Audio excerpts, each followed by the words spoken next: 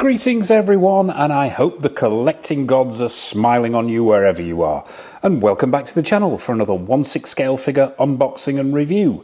And today we're going to be taking a deep dive into Mondo's 1/6 scale take on R.J. MacCready, aka Kurt Russell, from the 1982 horror classic that is John Carpenter's The Thing. The review will take the usual format. We will have a quick look at the box, then it'll be down onto the table for a look at all the accessories. Then it'll be out with the cynical helicopter pilot himself for a close-up look, and we'll be wrapping the whole thing up with the usual showcase at the end, as always. But before we jump into it, the usual shout-outs and background. Firstly, a massive thank you to everyone who subscribed to and supported the channel in our first year. You are stars, one and all. And to those of you watching who haven't subscribed, and I know there's a lot of you out there, halt! Go no further without mashing that subscribe button and bell notification icon. Not only will you be supporting an old man in his collecting twilight years, but you'll be helping us to keep doing what we're doing here at Go Figure. And you'll be making sure you don't miss out on any of the content coming up on the channel. And trust me, there's a hell of a lot of it. Some of it will be listing at the end of this review, as we always do. So, background. I am going to try to keep this quick because I could bang on about John Carpenter and The Thing for hours. But suffice it to say, as regulars to my channel will know, I am a huge horror fan and grew up on a staple diet of Carpenter, Cronenberg and Romero. Arguably his best movie, The Thing, got slated by the critics on its release, but what the hell do they know? It found its audience on VHS and has become a bona fide classic. Dark, claustrophobic, and no Hollywood happy ending in sight. Script, performance, directing, all superb, as is Ennio Morricone's score, and Rob Bottin's incredible practical effects still stand up today. If you want my thoughts on modern CGI, look no further than the nearest public lavatory and what's in it. But that's enough of my rambling. Other than to say, I did once meet John Carpenter on a stopover in Dubai, and he is a genuinely nice bloke who was more than happy to share a coffee and his thoughts on movies and music for an hour or two with an avid fan. So, but yeah, enough of my ramblings. The box. This has literally just come through the door. I ripped it out of the hands of the DHL man, and it's gone straight in front of the camera.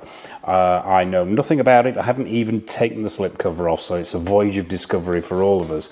But what you're greeted with straight away is this really, really nice slipcover, which is done in this sort of black plastic. It's got a bit of translucency to it, but on the whole, it's just clear black plastic. Let's stop it from spinning, actually. And we'll put this turntable to one side so we can have a close-up look at this. Yeah, so straight away you've got this clear translucent cover, as I mentioned, and I think the thing is actually printed on there. It's a slip cover. Yeah, there's nothing else on there, just the thing in white on the front, with that now iconic opening credit sequence, which I believe was actually done using a light bulb and a black bin bag, which they set on fire to make it disappear. But yeah, now has slipped into the annals of history. So let's get this slip cover off and let's see what's underneath. Okay, and this is looking promising, I have to say, this box. So what we're greeted with are what to me look like the doors of the kennel where they kept the dogs, the shack where they kept the dogs. But yeah, so you've got that on the front there. There is a Mondos exclusive sticker in the bottom right hand corner there. We'll bring it round. On the right hand side you've got this what looks like an artist's impression rendition of the barrels that were in the hallway that led to the dog enclosure. Once again, it says The Thing, R.J. MacCready, Mondo at the bottom there. Check the right hand side, same again on the right hand side. On the bottom we have the usual warnings and credits and so on. Don't piss this figure off or it may do a blood test on you. We'll bring it round to the back. What have we got on the back? Once again, got this sort of artist rendition of MacCready and some of the other characters from the film when they uncover the crashed spaceship. Very nicely done. I'm liking that artwork a lot. Credits on the back there. It says The Thing R.J. MacCready at the top, 1/6 scale, Mondo, and usual bits and pieces on there as well. So let's take a look at the bottom. Well, we've already done that. Let's take a look at the top. What have we got on the top? It says The Thing R.J. MacCready. Relatively straightforward. So I'm going to put this this turntable to one side because it looks to me like these doors open. Yeah, these are magnetically clamped, these doors, and this is, as I say, this is the first time I have opened this box. Wow. Okay, that's impressive. I have to say that's very, very impressive. I'm going to sit this thing back on the turntable again so you can see this. That is incredible. It's not dissimilar to one of those pop-up birthday cards or pop-up books you'd have as a child. I'm really, really impressed with that. Although one of the tentacles there appears to have come unstuck, and you've got this tissue paper on the front there. We'll remove that, and I'm assuming, yeah, what we've got underneath there is the figure itself, and under this clear plastic window. I've got to say, straight off the bat, and for the first time seeing this, if I gave an award for Box of the Year, this would hands down be the winner.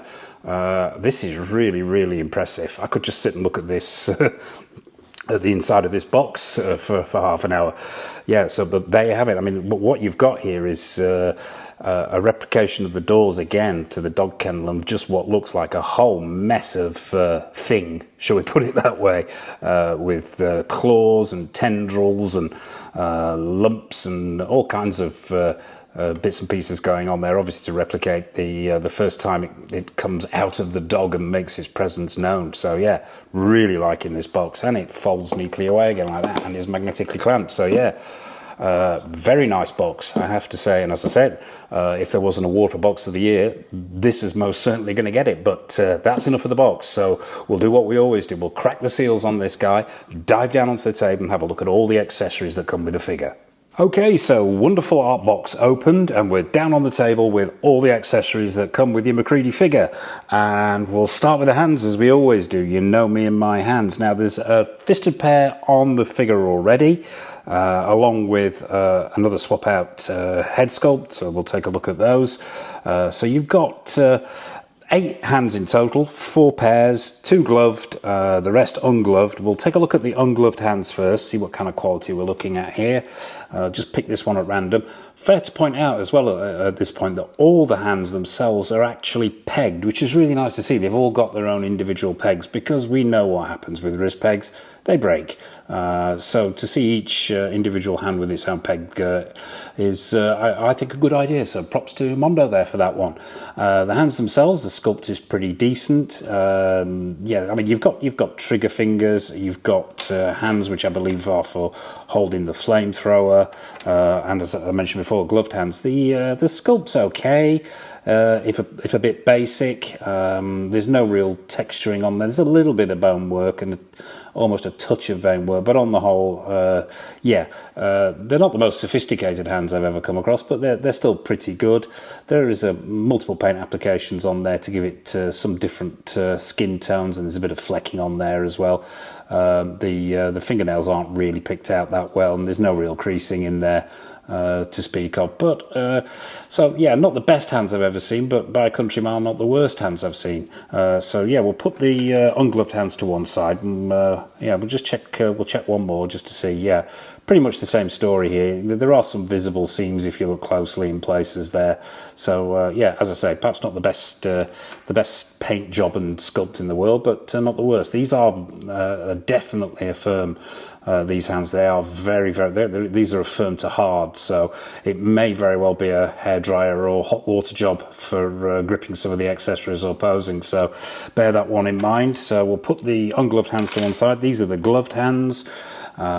Once again, these are pegged as well, which is really nice to see. And yeah, pretty good sculpt there. They look screen accurate to me. There's some creasing in the cuff area there, those ridges on the back. There's some silver dry brushing on here to pick out the details and give it that weathered look. Little bit of creasing in the fingers there, and once more some more of that silver dry brushing there. So on the whole, yeah, they're pretty good. Screen accuracy looks on point to me. We'll be bringing out some stills of Mr. MacCready himself to do some comparisons when we take a look at the head sculpts. But yeah, overall pretty good, the gloved hand, so we'll put those to one side. We'll get the mundane stuff out of the way. First we'll get this this base out of the way. Relatively simple stand, this one. Just one piece of black plastic. Nothing to write home about here. It would have been nice to see some, maybe a little attempt at a diorama perhaps, maybe a snow diorama, or possibly the interior of the kennel, something like that would have been nice, but it is what it is. It comes with a standard issue crotch grabber. Oh no, it's not a crotch grabber, I tell a lie, this is a waist grabber, and these aren't my favourite in the world, I'll have to admit. They are they're a bit naff, for want of a better expression. They're too tight. I don't like. Yeah, I'm not a big fan of these waist grabbers. I will be removing that and putting a crotch grabber in. These have a tendency to dig in and damage whatever figure you've got on there. So yeah, not the biggest fan of that. So the waist grabber itself simply slots into that section on the base there. Yeah, not much to write home about there. Yeah, could have done better, let's put it that way, but we'll put that to one side. What else do you get? Let's take a look at the weaponry. Three weapons actually. You get the revolver, relatively basic sculpt, this one, pretty effective though. Paint applications are quite nice. There's no real weathering on there except for the handle, which has got some washers on there to give it that worn look. But it's got a revolving barrel. There's no cocking action here or anything like that, no functioning trigger, but overall, yeah, pretty good representation of the gun that MacCready carries. And I cannot tell you what type of gun that is. I am no expert on guns, as viewers to the channel will know. So that's the handgun. You also get the shotgun, all one piece of sculpted plastic.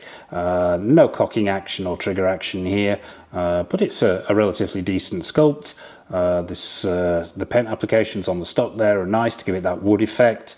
There's some washers on the grip underneath to make it look a bit worn, give it more depth, and there's some silver dry brushing on the barrel there to give it that worn effect as well. So yeah, that's the shotgun. Not the best 6-scale shotgun I've ever seen, but still pretty effective, and it most certainly does the job. So yeah, that's the shotgun.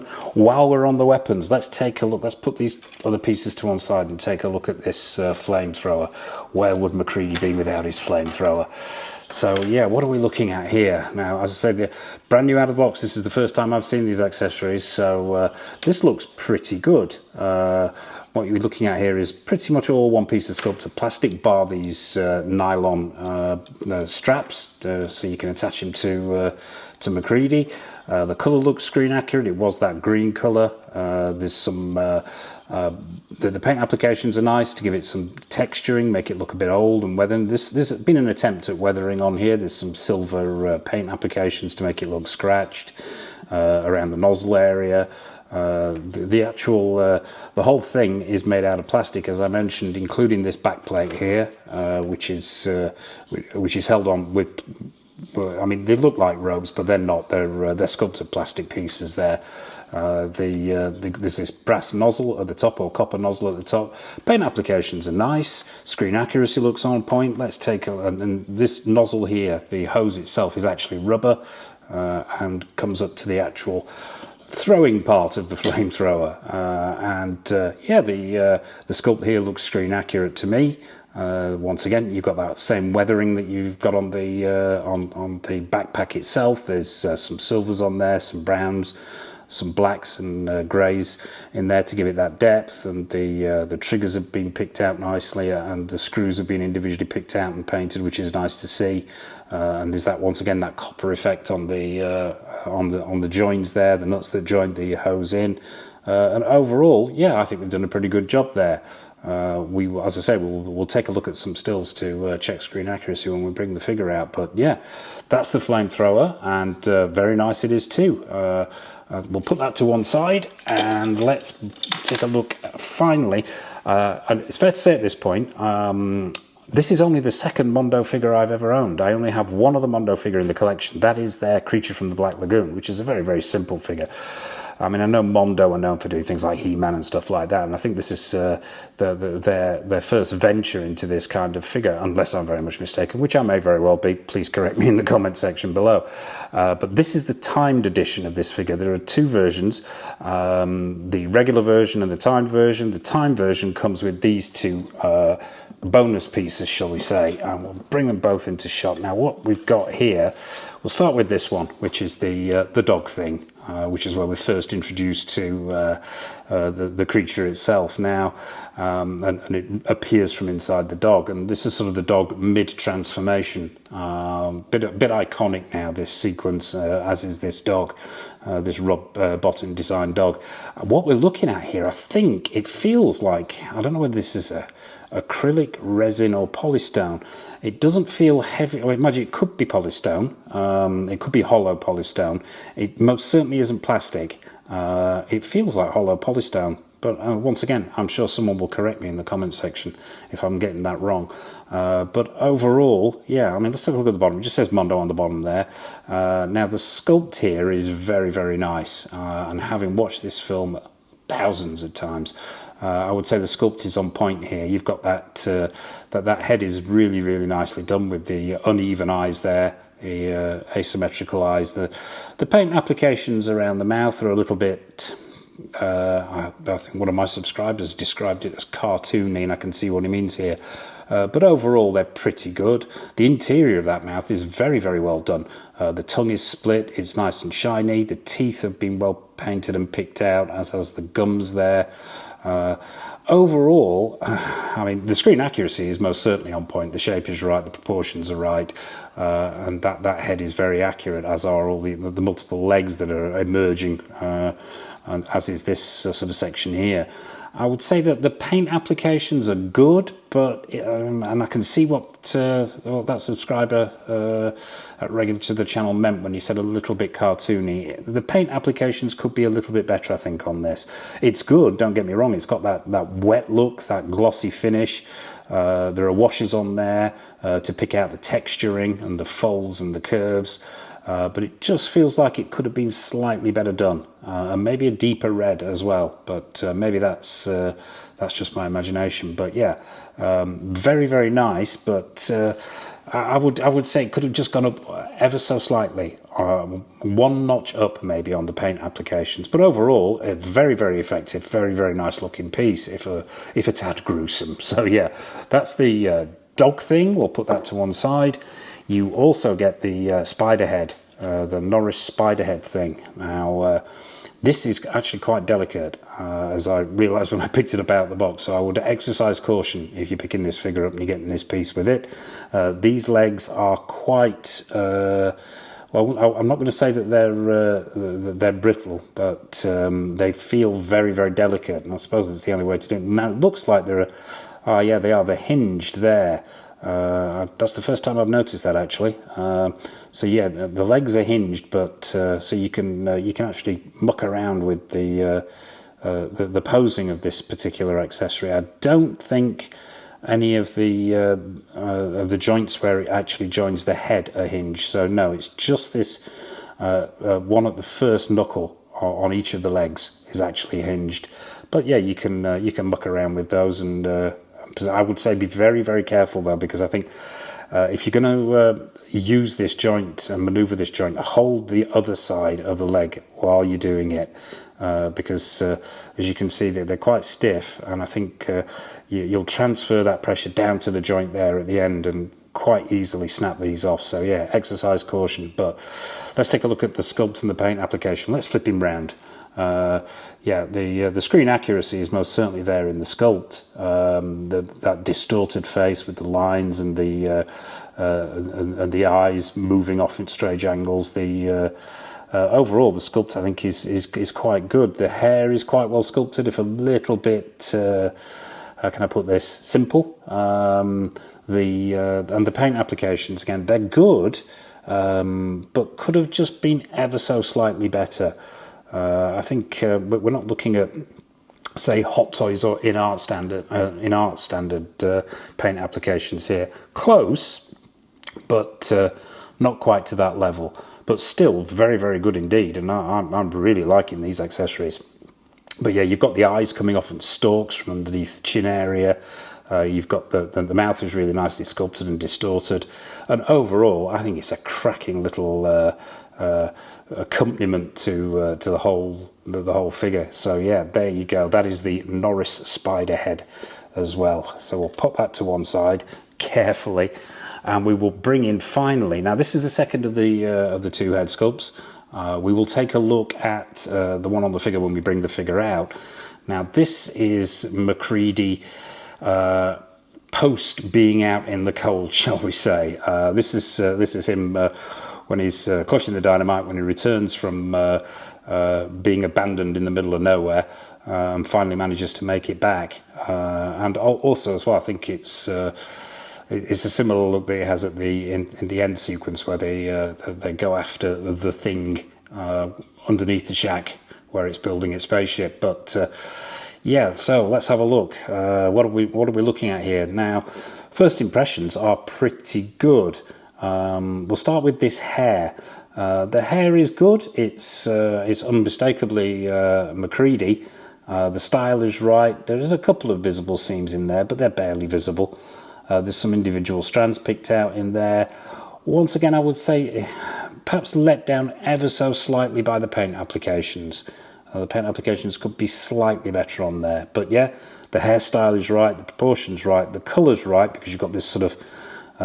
they've not overdone it with the white in the hair. It really needs to be sort of catch the light, and you will see that that white to represent the snow and the frost in his hair. But yeah, hair's good. Now let's get this right into camera. Now the face itself. Now let's start with the beard. The beard is very, very well done and very, very screen accurate. What I'm going to do actually at this point is I'm going to bring in a photograph. Just bear with me while I locate this one. Now this one here is we're looking through two screens here, so the colours might be slightly off. But I think this is pretty much what they were going for here, this look here, and this is what they've attempted to do here. Now, I would say the sculpt itself is good, but not 100%. I don't know quite what it is. Now, they've captured the skin tones perfectly. Those eyes could be a little bit glassier. They're a little bit matte, although the light does catch them quite well. I think it may be the eyes here that let this down ever so slightly. They look to me like they're too high up and too far apart. And maybe he's got too much forehead going on here as well. I mean, don't get me wrong, it is a good sculpt, this one. And as I say, unmistakably, Kurt Russell as MacCready. But is it 100% spot on? No. Will it do for me? Yes, it will. If I had to give the head sculpt on its own a score out of 10, I would probably go with a 7.5 on this, maybe an 8 on a good day. So yeah, there you have it. That's the swap out head sculpt, and it's got some weight to this as well. I'm assuming this is the type of plastic they've used and the amount of hair he's got. So yeah, that's the second of the two head sculpts. So that's all the accessories. So without further, oh, I forgot to mention one. Very nearly missed this in the weapons section. Let's bring the flamethrower back in. What you do get as well to go with the flamethrower is this flame effect. Now, collectors of one scale figures will know what we're looking at here. It's that that sort of semi-translucent resin, I believe it is, that is used on a lot of figures to represent fire. Now, this is very heavy. This is solid. A lot of the time, companies like Hot Toys and so on use hollow resin. This one is really, you could do some damage with this. It's got some real heft to it. But yeah, it's pretty good. It's a little basic. There's not a vast amount of detailing in there, and the paint applications aren't superb, but you've got oranges and yellows in there, and it quite clearly replicates the flame coming out the end of the flamethrower. So yeah, a nice effect there, and you simply stick this in the end of the flamethrower itself. You stick it in the nozzle there, and it will fit in. It's very, very heavy. So it'd be interesting to see how the figure fares holding this for any length of time, because it's got some real weight to it, this. But yeah, so that's the flame effect for the flamethrower. So As I say, that's all the accessories, so without further ado, let's bring out Mac himself, get him onto the stand, get him onto the turntable, and have an up-close look at him. Okay, so here he is. It's MacCready himself, straight out of the box, straight onto the stand, and straight onto the turntable. And first impressions. First impressions are pretty good. The proportions look right. The outfit looks pretty screen accurate, if not 100%. The eagle-eyed amongst you may have noticed that this leg here is sticking out at a weird angle, but there's an explanation for that. We'll come to that. But overall, yeah, it looks pretty good. The head sculpt, that second head sculpt, looks fairly decent, and overall, yeah, a pretty positive first impression. But we'll do what we always do. We will take an up-close look, and we'll start at the bottom and work our way up. So let's stop him from spinning and get him a little bit closer into shot so we can take a look at the details. So let's get him off this stand, and you probably noticed as well, I have replaced that that waist grabber with a crotch grabber here, simply because I don't trust that that exceptionally tight waist grabber on this belt or on this jacket. But yeah, let's start at the bottom and work our way up. So first of all, the boots. Now the boots themselves are all one piece of sculpted plastic, so there is no forward or backward movement in there. There's some lateral movement, but yeah, that's your lot as far as movement with these boots go. The sculpt is okay. It's pretty good. You've got sculpted in laces there. There is weathering on the soles here. There's grip on the sole as well. It says Mondo on the bottom there, but there's weathering around the base of the boot itself and around the back. So yeah, quite nicely done there, that weathering. First thing it did strike me straight away when I first saw this figure was it is in need of some weathering. It's all too clean, but yeah, no, that's something for maybe me to do after this review. So moving up, yeah, you've got these. When it actually extends to underneath here, you can see is the green overalls themselves. Now, once again, the colour looks screen accurate. It's got these flashes on here. The 6-scale stitching is nice. One thing you do notice as well when I pick this figure up is the sheer heft of it. This is an exceptionally heavy figure for what it is. It really has some weight to it, and it feels solid. But the 6-scale stitching on these overalls is really nice.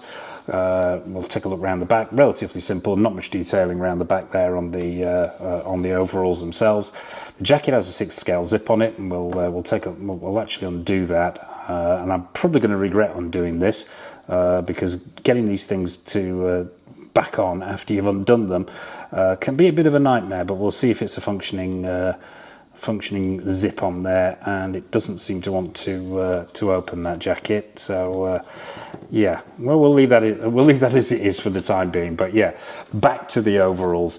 So yeah, colour looks relatively accurate if in need of a weathering. Moving up to the waist, you have this. Now it feels like pleather. It feels like this buckle is metal, but it feels like this brown belt is actually pleather. And looking at the underside of that, yeah, I think it is. It's sort of a felt coated pleather. The holster itself is sculpted plastic, which is nice to see. Pity they didn't do the whole belt that way, to be honest with you. I get the feeling this belt could deteriorate over time. But yeah, sculpted plastic holster there. Moving up to the jacket. Now the jacket, I am assuming this is pleather. I'm going to have to assume it's pleather. It feels like pleather to me. I don't think it's leather, but yeah, the accuracy is most definitely there. If not the weathering, once again, could use some weathering. It's got a faux fur strip down the inside to simulate it being lined.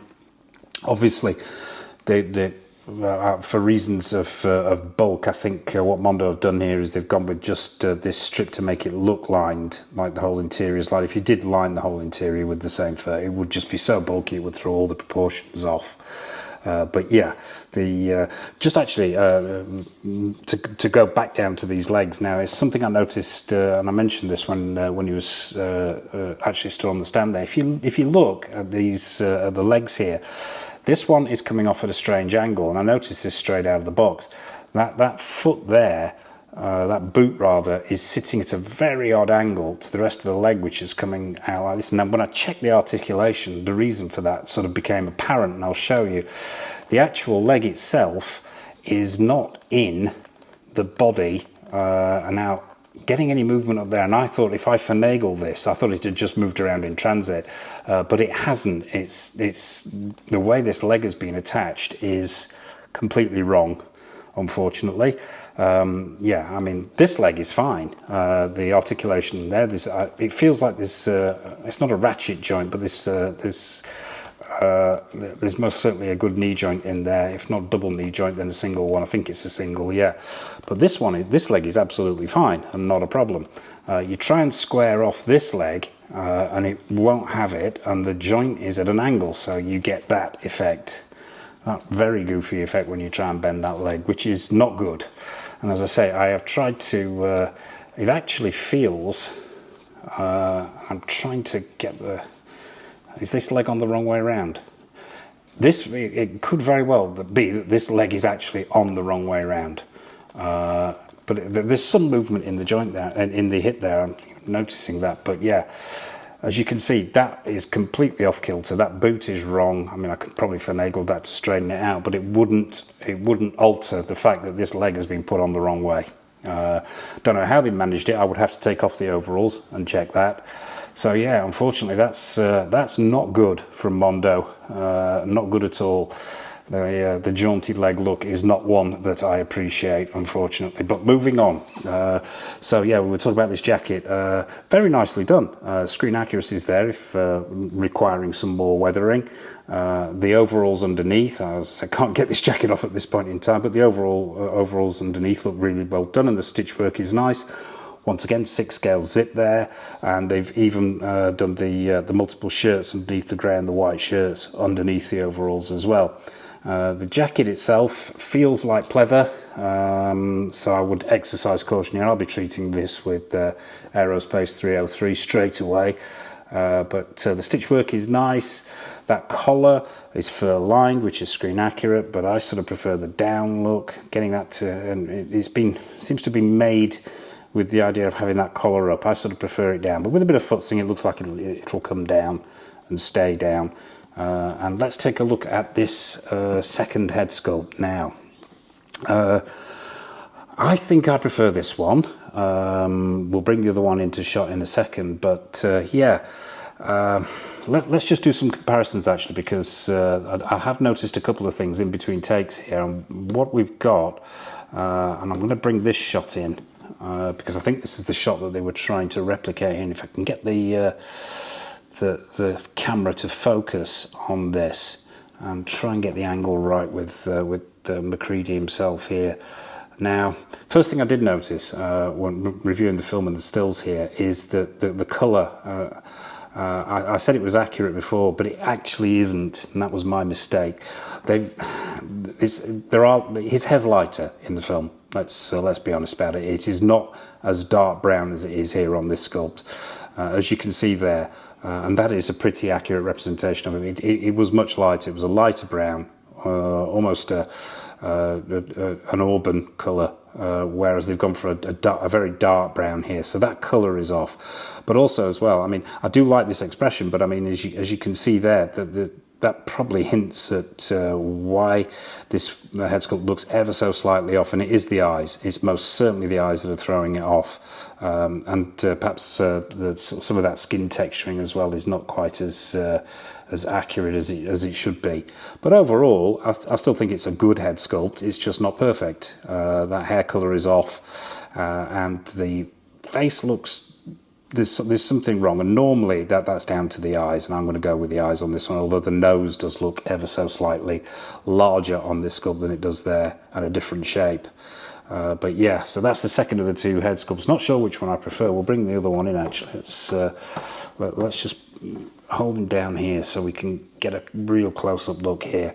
Now this is the other head sculpt. Now, the more I look at these, the happier I am with them. But there is most certainly something off. It's not something I can't live with, but yeah, not 100%, not 100%. So there you have it. That is Kurt Russell as MacCready with a funky leg from John Carpenter's The Thing. Let's get him back onto the turntable and go in for final thoughts on this guy. If I can get him to stand up straight with that problematic leg, and this is where it really becomes obvious that there is an issue with this figure. It is stood up straight and I can't get that leg any straighter. This leg is out at a ridiculously odd angle.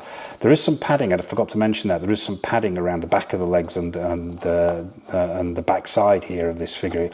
I think meant to fill out these overalls, but even with that there, I cannot get to the bottom of what is going on with this leg. It actually feels like it's a different size to the right leg. It feels like this left leg is actually larger than the right leg. That might just be my imagination, but yeah, there's something definitely wrong here, and I'm getting the feeling that it's being attached to the body incorrectly. Well, I'm not getting the feeling, I can see it has. So we'll put him back down, and as you can see, that boot doesn't correspond either, as I mentioned before. So yeah, unfortunately some issues here, but we'll go in for final thoughts on this guy.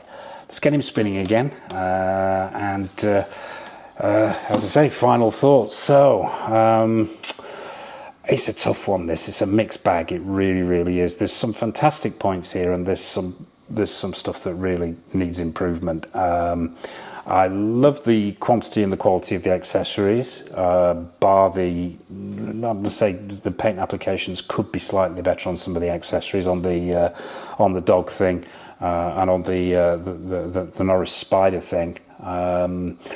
I think overall the figure needs to be weathered. Some of the screen accuracy isn't 100% on point. I've not dug that deep into colours. I'll probably do that actually after this review, because this is obviously the first time I've seen this. But what lets it down are those paint applications, the head sculpts, the hair colour on those head sculpts, the weathering, and obviously I am going to have to mark this figure down for this, what should we call it, funky leg issue that I'm experiencing here, which is not good, not brand new, not at this price point, not straight out of the box.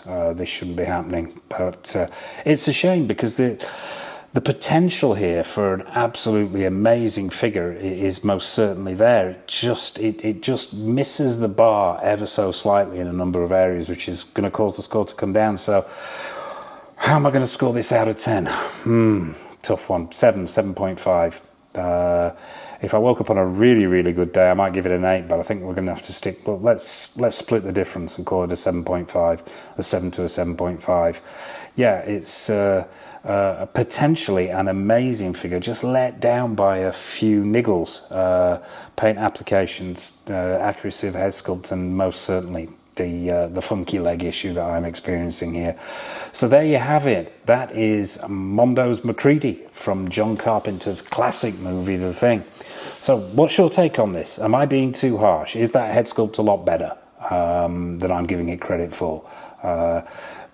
Please comment in the comment section below. Let me know, is it a figure that you've got on pre-order? Is it a figure that you've already got? I'd like to know your take on this. I'd be absolutely fascinated to hear. Has yours got a funky leg syndrome like mine? I'd be interested to hear that as well. But yeah, please drop a comment in the comment section below. Anything at all about John Carpenter, about The Thing, about MacCready, about Mondo. Yeah, nothing is off menu, so please drop a comment in the comment section below. And as always, before we move over to the showcase section, let's have a quick rundown of what's coming up on the channel. In the 1/6 scale world, we have got Hot Toys Ladypool winging its way to us as we speak. We've got Caustic Plastics Horror of Dracula Deluxe Edition. Fingers crossed that will be arriving sooner rather than later.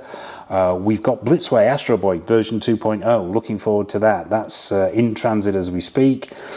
From Premier Toys, we've got Furiosa and Dementus from Furiosa and Mad Max Saga. We've got the Doof Warrior Deluxe Edition from Fury Road. And also from Premier Toys, we've got the Interstellar Double Pack. Hopefully that will be on its way to us soon as well. Susu Toys Blade 3, that's on the horizon. From X06, we've got Savick and Krug from Star Trek, a raft of present toys, a raft of NECA 110 scale stuff.